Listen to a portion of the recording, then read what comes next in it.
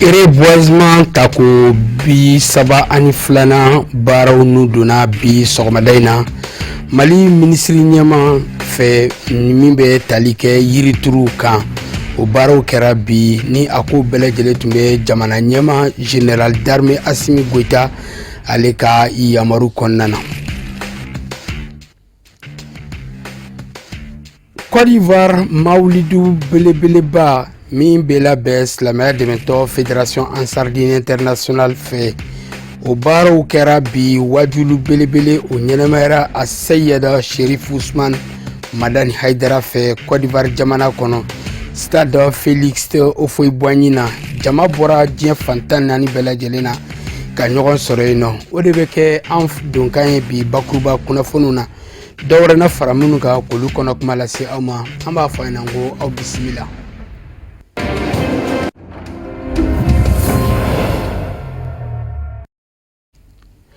Nɛgɛ ɲɛ mugan ale ye sanka 30 sɔrɔ Côte d'Ivoire Abidjan faba kɔnɔna na hakaja Mali fantan naani bɛɛ lajɛlen na an balima bamanankanmɛnnaw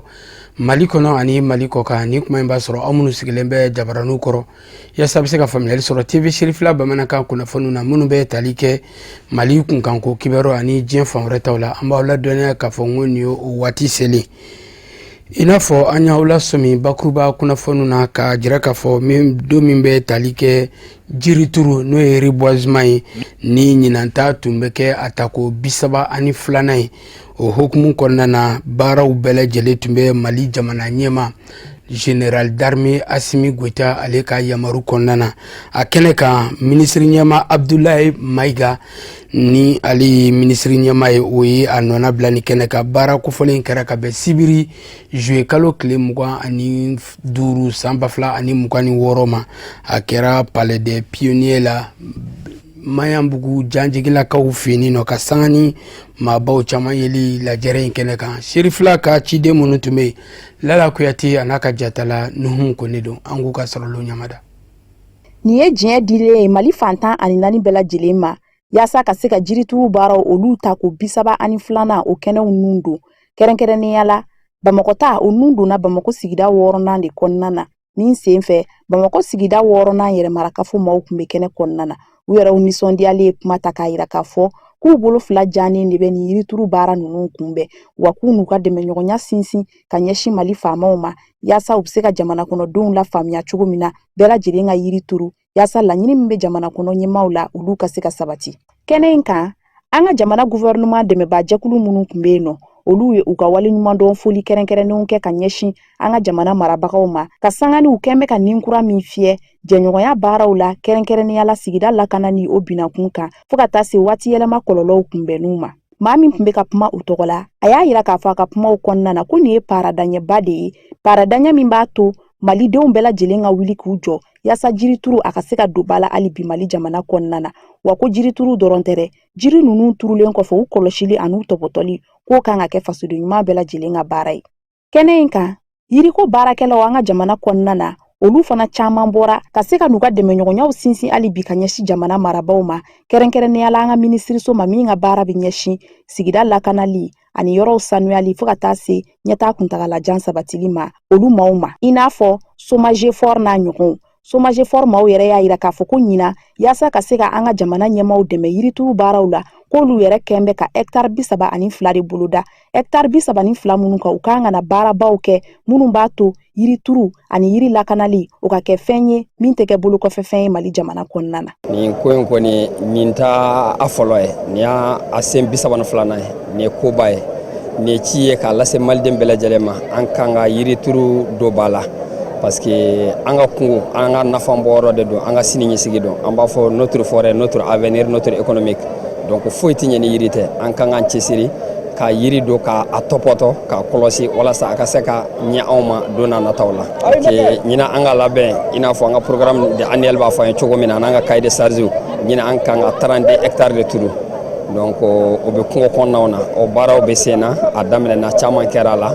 bi kɔfɛ de a bɛna daminɛ i n'a fɔ ministres y'a daminɛ cogo min na labɛn dɔ de bɛ kɛ ka kɔn yirituru ɲɛ n'o ye pipinière ye ka yirisiyɛn labɔ k'o préparer ani yiri bɛ turu yɔrɔ min na k'o labɛn k'o dan bɔ k'o kɔlɔsi yan'a dɔn cɛ mais bi de an bɛ se k'a fɔ yiri turu bɛna daminɛ yanni a campagne ka ban ni Ala sɔnna ma k'a fɔ maliden bɛɛ e bɛ se ka yiri min lakana e k'o de turu kana turu k'i ko dɔ la yiri bɛ komi den de n'i ko dɔ la a bɛ sa a tɛ nafa ɲɛ donc ni i y'a turu kungo kɔnɔnaw na an b'a kɛ cogo min na an bɛ giraziw de k'a la ka mɔgɔw bila k'a kɔlɔsi ni waati dɔ kɛra k'a lajɛ minnu sara k'u remplacer yanni samiya ka ban i b'a ye u bɛ wuli a ka ca Ala fɛ san bɛ taa ban waati o waati au moins 70 à 80% i b'o sɔrɔ. Yiri kelen turuli o ye siniɲɛsigi sabatili de ye jamana kɔnɔna na ka se k'o hakilina ninnu de kɔkɔrɔma don i b'a ye k'a fɔ yiri ju fɔlɔ min turula ni yiri turu in a baara ta ko 32nan kɛnɛ kan o kɛra yiri ye min turula an ka Mali furancɛro fanga a gouvernement ɲɛmaa fɛ ni o ye général de division Abdoulaye Maïga ye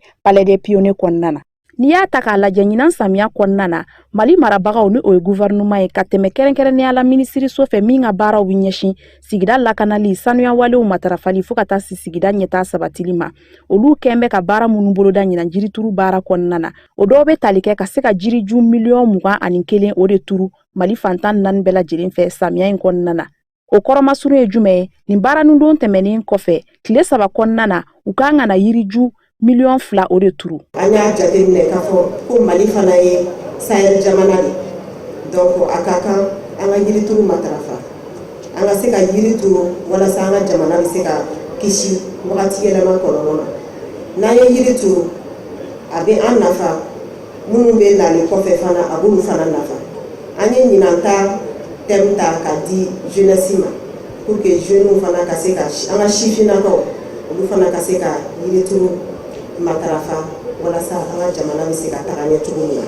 parce que n'i y'a jateminɛ yiri nafa tɛ se ka fɔ ka ban yiri nafa ka bon ka d'a kan a bɛ se ka nɛɛma lana a bɛ se ka wagati yɛlɛma kɔlɔlɔ a bɛ se k'o fana an tanga o ma a bɛ se ka furaw fana lase mɔgɔw ma baganw ka dumuni olu fana bɛ sɔrɔ a la a bɛ se k'an ka dugukolo fana ɲɛnɛmaya donc o de hokumu kɔnɔna na bi an kɔni bɛna nin baara in min don o kɔrɔ tɛ ko baara banna dɛ parce que yirituru yɛrɛ kan ka kɛ wagati bɛɛ n'o fana kɛra ni anw ye yiri ninnu turu an k'a dɔn k'a fɔ ko yiri fana bɛ ladon de a bɛ tɔgɔ dɔn donc an k'a ladon fo ka s'a ka kɔrɔbaliya ma donc o de kama ɲinan fana an bɛna ɲinan ta kɛ palais des pionniers la an y'a jateminɛ yɔrɔ jɔra kɛnɛ don a yɔrɔ ɲɛna fo ka se wa mais yiri bɛrɛ t'a yɔrɔ la o de kɛra an ka motivation kosɛbɛ mais an ye jeunesse fana wele u kana fara an kan an ye plateforme fana bila sen na n'o ye challenge plante mondiale ye an b'a ye jeunes bɛ challenge caman kɛ mais an yɛrɛ ka challenge nafamaw n'o ye yirituru ye n'o ye an ka sigida lakanaw ye an hakili tɛ taa olu la donc an y'a bila réseaux sociaux kan pour que ni mɔgɔ o mɔgɔ n'i ye yiri kelen turu n'i ye yiri 2 turu i k'i ja ta i k'a bila fana b'anw permet an k'a bɛɛ fara ɲɔgɔn kan k'a dɔn ɲinan an ye nin yiri hakɛya in de turu parce que an ka jateminɛ kɔni na kɔni an kan ka se ka taa yiri fo miliyɔn 21 na mun bɛ se ka au moins an ka jamana kisi wagati yɛlɛma ma ani cɛncɛn ka tiɲɛni ma. K'aw ladɔnniya k'a fɔ ko kɛnɛ in yɛrɛ y'an kan bonyana kosɛbɛ ni maabaw yeli ye o dɔw bɛ tali kɛ an ka gouvernement maaw fo ka taa se maaba caman wɛrɛw ma wa kɛnɛ baara la kumabaw kɛra yiriw tali ye k'a di jɛkulu caman ma u ka se ka taa turu u ka jɛkuluw kɔnɔna na o kɔfɛ ɲɔgɔlɔnbɔlaw olu ye maaw la faamuya ani ka maaw ladɔnniya yirituru yɛrɛ baara nafaw kan fo ka taa se an ka surufi kɔnɔ Mamadu Danbele Dabara ale ka dɔnkili dumanw ni dɔnsen dumanw ma an b'a fɔ ngala k'an si jɔ ka san wɛrɛ yirituru baaraw olu ma kɔnɔ. An bɛ taa Côte d'Ivoire jamana kɔnɔ ka bɛn ni Mali alisilamɛ ɲɛmaaw ka tɔnba Haut Conseil islamique du Mali ma ɲɛma Mali alisilamɛ diinɛ ɲɛmaaw ka fara ɲɔgɔn kan jɛkuluba groupement des leaders spirituels musulmans du Mali ma ɲɛma silamɛ dɛmɛtɔ Ansaru ɲɛjɔra Seyed Cherif Ousmane Madani Haidara bɛ Côte d'Ivoire jamana kɔnɔ ka sanga ni Côte d'Ivoire Mawulido Nabawi san 2026 o baaraw tun bɛ sen na wajulu kɛnɛ belebele ka fara dugaw kana kɛnɛba kan o labɛnna Côte d'Ivoire dolanci kɛnɛba n'o ye stade Félix Houphouët-Boigny ale minɛna ka fa dew ka sangani alisilamaw ka bɔ Côte d'Ivoire fantan nani bɛɛ lajɛlen na ani jamana caman kɔnɔ ka ɲɔgɔn sɔrɔ Côte d'Ivoire jamana kɔnɔ ka bɛn ni mawulido nabawi min na bɛnna silamɛya dɛmɛtɔ ansaru ka bɔ Côte d'Ivoire jamana kɔnɔna na lajɛrɛba in a kɛra waati kɛrɛnkɛrɛnni ye alisilamaw ka caya ka na fara an fa n'a karamɔgɔ Seyida Sherif Usman Maden Haidara kan ka se ka mawulido nabawi ka baaraw bɛɛ lajɛlen kɛ bonya ni karama ani nisɔndiya kɔnɔna na an ka ciden minnu bɛ u ye min sɔrɔ Abila Kali karamɔgɔ Musa Famba fɛ. Mawuludu kɛnɛba Felicia la Abidjan ka bɛn ni sebere juillet kalo tile 25 ye silamaw bɔra Côte d'Ivoire fa bɛɛ lajɛlen la ka ɲɔgɔn sɔrɔ Stade Felicia la Abidjan min ɲɛnamayara Mali silamatɔw ka fara ɲɔgɔn kan jɛkuluba au Conseil islamique du Mali ma ɲɛma Mali silamadinɛ ɲɛmɔgɔw ka fara ɲɔgɔn kan jɛkuluba groupement des leaders spirituels musulmans du Mali ma ɲɛma silamɛya dɛmɛtɔ ansaru ɲɛjɔyɔrɔ Seyida Sherif Usman Maden Haidara fɛ nɛgɛ ɲɛta ani 7 kuma de 17h sirifekɛ donna Stade Felicia fale la iko dakɔnɔɲi nisɔndiya ni farifoni kɛra ka bisimila zikiri dumanw fɔ ka taa se a bisimila yɔrɔ mɔ kuma sɔrɔla ka di ɲamakalaw mɔ kɛrɛnkɛrɛnni ɲɛna Ablaye Jabate dɔgɔkɛ Modibo Jabate ka fara a toɲɔgɔnw ka jeliya kɔnɔ ka fɔ sirifekɛ mɔgɔ ka danga na Abidjan Stade Felicia la ma ɲɛma minnu ye ɲɔgɔn valen kuma na Sheikh Abubakar Konate imamu ka tɔn o ɲɛma do silamaya ɲɛmaya so min bɛ Côte d'Ivoire Kozim a bɛ k'o ɲɛmaba a yi ma jagite fɛnɛ nɔ na bila kɛnɛ kan Sheikh Abubakar Konate y'a yira k'a fɔ a bi Ala wale ɲuman dɔn nin kɛnɛ sanuma in sigili la senga Côte d'Ivoire faba la Abidjan a ko sirifekɛ mɔgɔ ka na mɛn ni ci ka ɲɛ ka bɔ Côte d'Ivoire silamaya ɲɛmaba a yi ma jagite yɔrɔ ka da sirifekɛ tulo ka k'a ka dugawu kɛrɛnkɛrɛnnen kɛ Côte d'Ivoire jamana a yiriwa n'a kolosuma n'a basigi la o tɛmɛnen kɔ a ka dugawu kɛrɛnkɛrɛn Côte d'Ivoire diinɛ ɲɛmaw ni ɲɔgɔn cɛ bɛɛ ni basigi o bi se to diinɛ ɲɛmaw ni ɲɔgɔn cɛ bani bɛ nin kɛnɛ in da ko filanan de la Côte d'Ivoire jamana kɔnɔ san 2024 ta tɛmɛnen kɔ o de y'a to Kozimu ɲɛmaba a yi ma jagite n'a nɔna bilalen kun do Sheikh Abubakar Konate fɛ k'a b'a ɲini sirifekɛ fɛ k'a ka dugawu kɛrɛnkɛrɛnnen kɛ Côte d'Ivoire jamana denw ye miliyɔn bɛ se ka suuru Côte d'Ivoire kaw kan cogo min a sɔrɔla k'a ka kuma kunjɛ ni madow ye kira kanzɔli nɛma ni kisi bɛ a ye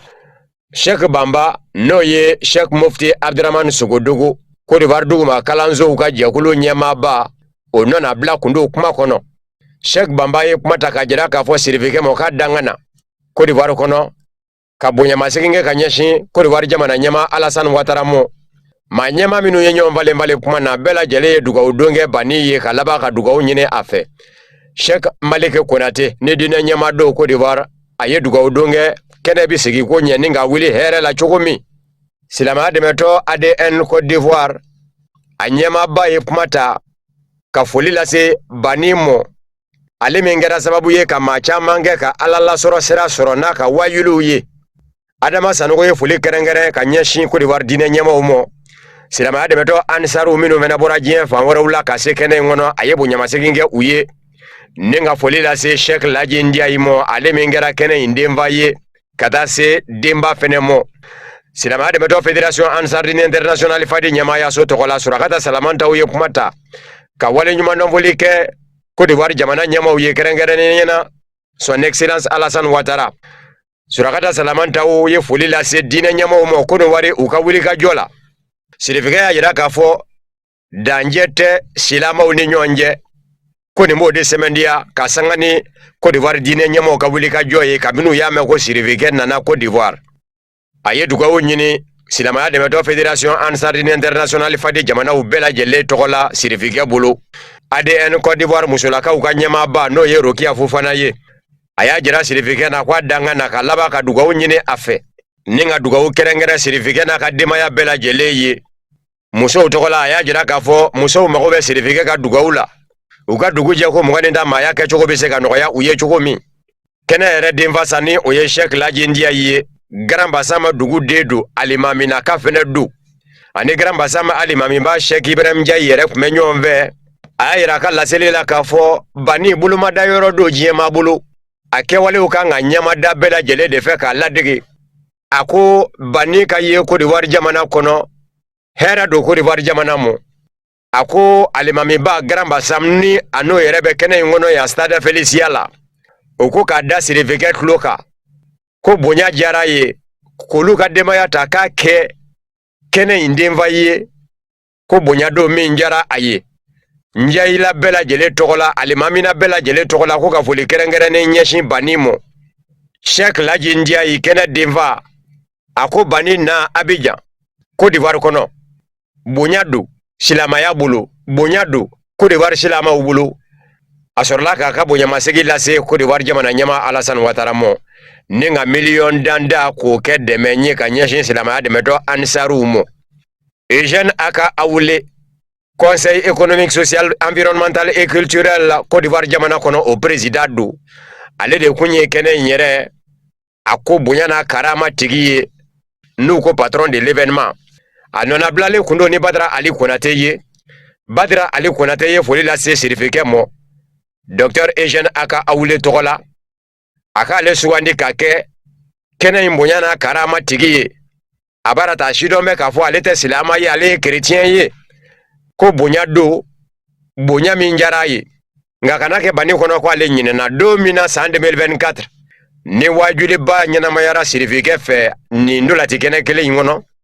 Sirifekɛ labana ka taa i ɲɛ da ale ka Conseil économique, social, environnemental et culturel la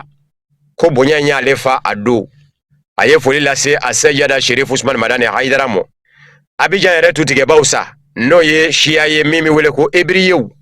olu fɛnɛ nɔna bilalen kun do kɛnɛ kan u y'u ka nisɔndiya jira kɛnɛ in labɛnni na silamaw fɛ u ka dugu kɔnɔ lasigidenso Mali tɔgɔ la Abidjan o chargé d'affaires a ye wale ɲuman fɔli ɲɛsin Sirifekɛ mɔ ni ka jira k'a fɔ Bani Mali ni Côte d'Ivoire cɛ ale de y'o miseli ye ka kalali kɛ a ko Côte d'Ivoire ni Mali bɛ ɲɔgɔn sɔrɔ balimaya de la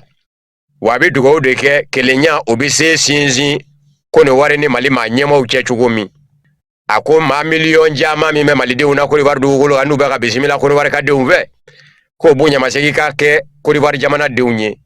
nɛgɛ ɲɛ 18 18h a Seyada Sherif Ousmane Madani Haidara ye kuma ta ni ka bonyamasegi ɲɛsin jamana ɲɛma Alassane Ouattara mɔ a ka dɛmɛ ni dɛmɛw la kɛnɛ in ɲɛnamayali la a sɔrɔla ka diinɛ ɲɛmaw fo k'u wale ɲuman dɔn taabolo ma bɔ taabolo la ka bɛɛ lajɛlen fo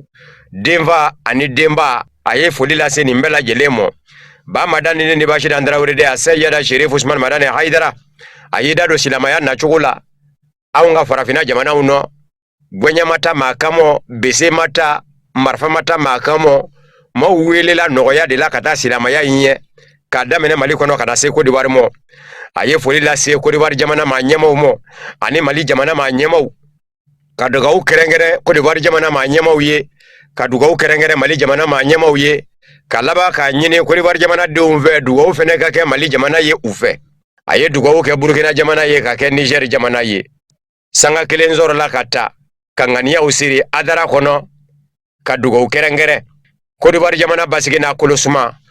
Mali ni Burkina ni Niger jamana basigi n'a kolosuma farafina jamanaw basigi ni o kolosuma silamaya donga layidu wɔɔrɔ bayatul islamiya sɔrɔla ka di Sirifekɛ fɛ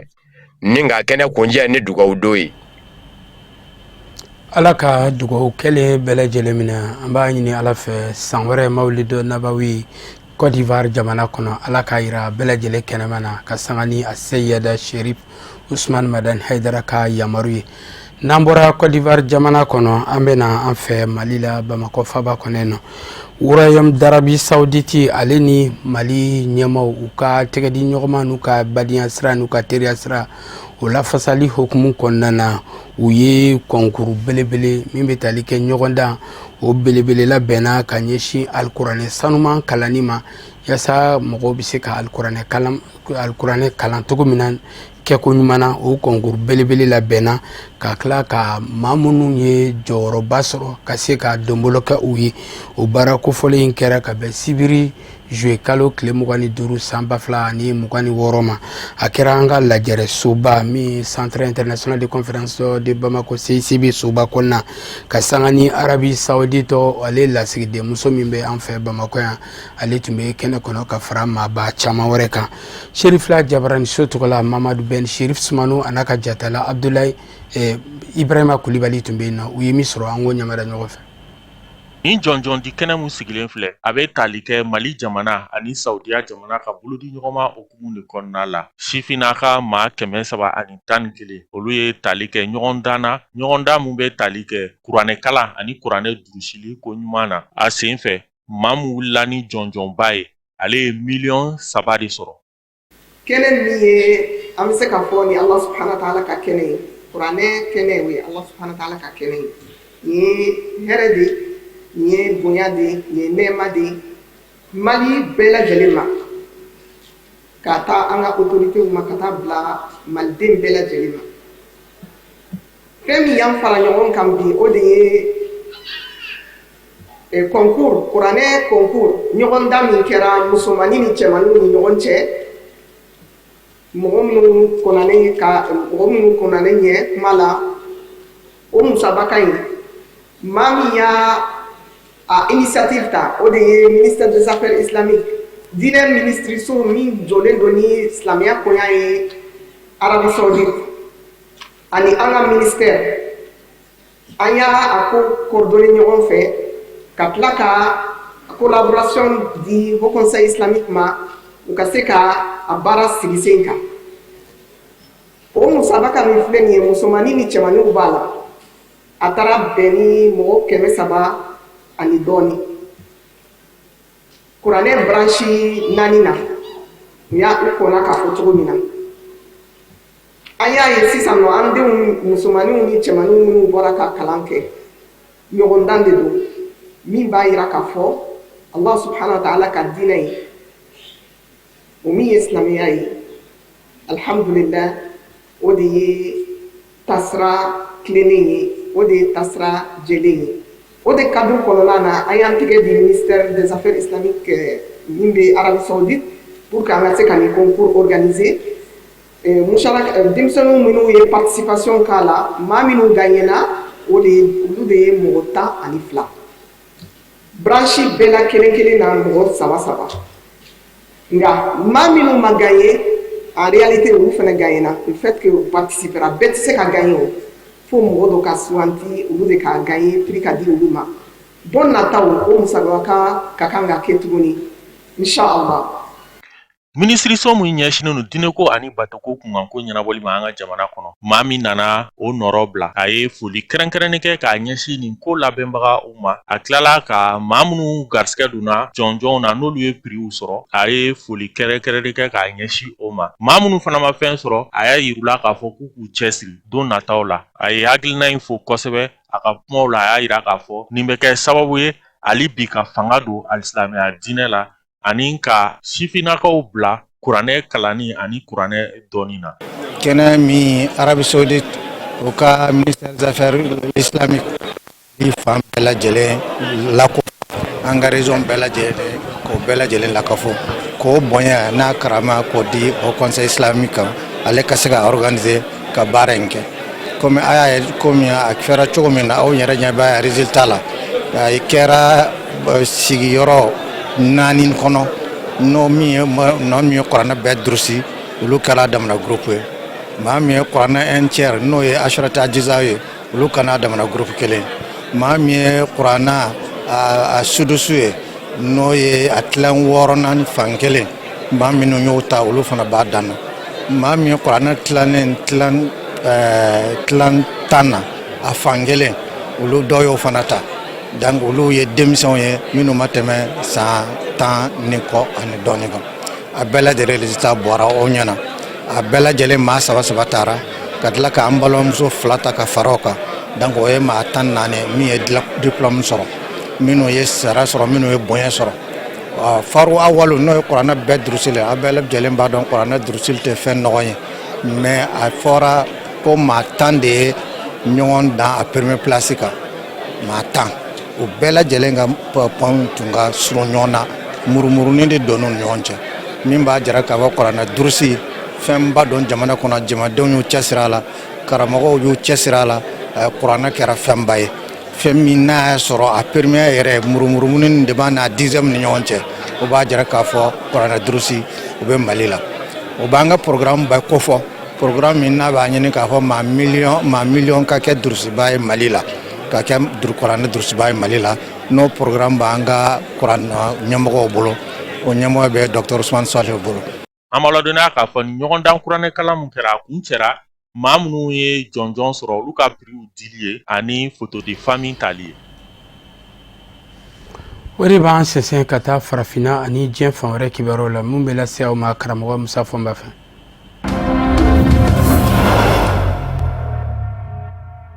Tunisie jamana ɲɛmaw juillet kalo tile 24 juma u ye Faransi jamana lasigiden wele jamana kɔnɔ k'u ka nisɔngoya jira a la k'a fɔ Tunisie jamana ɲamakɔrɔ min kɛmɛ ka bisimila minɛ Faransi jamana kɔnɔ kalifa la n'o ye Monsef Marzouki ye n'a bilama kɛmɛ Tunisie jamana fanga sina ye k'a ye laseli dɔ kɛ Faransi jamana jabaranizo dɔrɔ Tunisie jamana ka min ma bɛn u mɔ. Minisiriso min bɛ Tunisikaw fɛ n'a ɲɛsin bɛ Tunisie ni jamana wɛrɛ ni ɲɔgɔn cɛ koɲɛ ɲɛnabɔw mɔ a ko Tunisie jamana ɲamakɔrɔ Monsef Marzouki a ka laseliw Faransi jamana jabaranizo la ko kuma kolonw de bɔra a da minnu bɛ jamana bila farati danga la o kumana jamana cikanw de bɔra a da olu tɛna yɛ ni o ye o ka kɛ Faransi jamana kɔnɔ maa fɛ u kɛmɛ ka mandat d'arrêt bila maa min nɔfɛ ko n'a sɔrɔla k'a ka minɛ.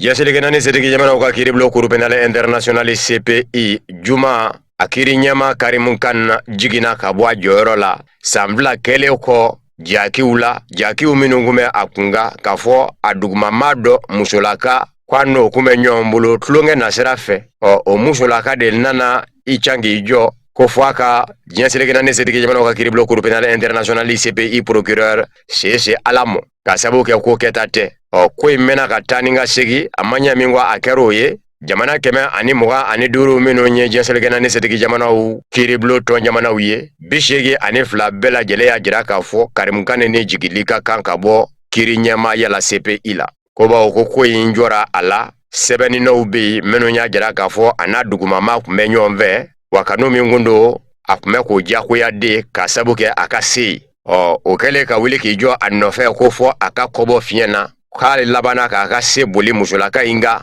musolaka kana fɔda sɔrɔ cogo si la k'a fɔ a kɛmɛ k'ale diyagoya minɛ tulo darɔ k'ale to a dugumamaya la. Jaselikɛnani setigi jamanaw ka kiiribulon Cour pénale internationale CPI ɲɛma Karimu Kan jiginna ka bɔ a jɔyɔrɔ la. Bahrain ni Kuwait arabula jamanaw do minnu ye Iran jamana bunde kɔsa in na maso min caman bɛ ka jira k'a fɔ nin ye ko kura ye Iran ni Ameriki cɛ kɛlɛ lɔ baw kana se fɔ nin mɔ nin jamana fila kun ma kɛ sendofɛn ye kɛlɛ lɔ. Wall Street Journal kunnafonidiso y'a jira k'a fɔ Bahrain ni Kuwait arabu jamanaw u ye Iran jamana yɔrɔ caman bunde u wulila ni pankuru ye ka Iran jamana surasiya dɔgɔyɔrɔ caman bu ko tajuru sara bere do ka ɲɛsin Iran jamana mɔ a ye Ameriki jamana kɛlɛcɛw dagayɔrɔ u bonni minnu kɛ u ka dugukolo ka kɔsa in na nin jamana fila kun min ɲindo kɛlɛ la ka sabu kɛ u ni Iran jamana gunbɛ kojugu ni u tora ka ye kɛnɛ ka cogoya dɔrɔn ni Iran jamana ko k'a bɛ wuli k'i jɔ u fɛ a ɲɔ cɛni tɛ kɛ u kun o kumana olu kɛ ngumɛ k'a lajɛ ka kɛ basigi karamɔgɔ ye ni Saudiya jamana ni Émirats Arabes Unis de kun dɔnnen kun do ni Iran jamana kɛlɛli ye fangaja fɛ nin jamana fila nanen filɛ nin ye i sen do a la.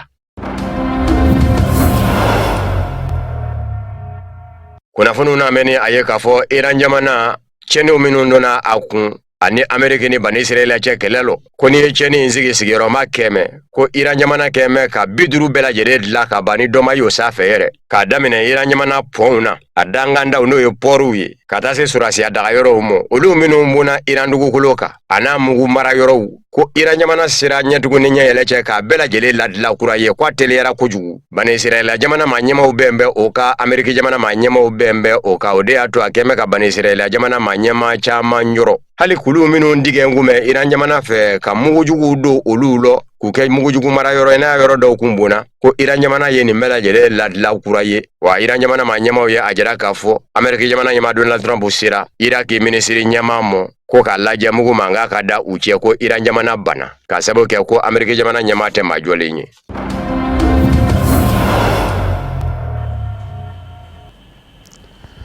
O de bɛɛ bɛ dansiri bi bamanankan kunnafoniw sɔrɔlen na minnu farala ɲɔgɔn kan kunnafoni di so ɲɛmaayaso fɛ k'a lase aw ma ka bɛn ni kuma ye an bɛ foli kurakura ka ɲɛsin an kanuba n'a filɛbagaw Mali kɔnɔ ani Mali kɔ kan aw k'an bɛn diɲɛ waati wɛrɛ